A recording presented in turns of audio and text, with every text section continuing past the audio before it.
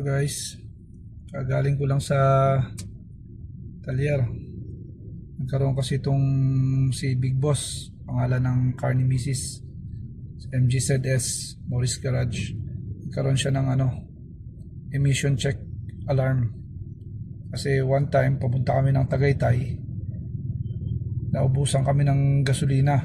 Hindi naman naubusan, almost naubusan kami. And then yun nga, na pasalinan namin to ng gasolina na sa hindi kilalang gasoline station. Supposedly actually it's either Petron kami or Shell Octane 95. So nasalinan siya one time, konti lang naman yung sinali namin, at least makasurvive kami, makalabas kami ng Tagaytay. And then yun nga, ngayon nagkaroon ng last month actually nagkaroon tayo emission alarm. This time after a month nagkaroon na naman siya kasi nag 2 bars yung yung gasoline namin. 2 bars na lang siya. So siguro, sabi nung technician sa Rapide the best talaga yung Rapide dito sa Lipa. Sabi nga nila, nagkaroon lang daw yun nung chinek up nila, nagkaroon lang daw yun ng tawag dito, na sensor na naman ng machine, yung dating residue nung lower than octane 95 na gasoline. Kaya nagkaroon siya ng alarm.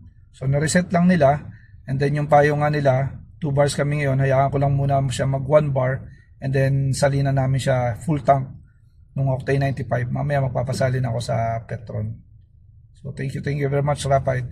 Ang maganda dito sa Rapide, nung nagpa-check up kami ng emission alarm niya last month, syempre nagbayad kami. And then for assurance and consideration, sabi nila, kung if and only if magkakaroon ulit ng alarm, emission alarm by next month, at least next month, not later than, ibalik lang namin, and then no need to pay anything. Rapide, thank you very much. Thank you Rapide Lipa, you're the best. Thank you so much.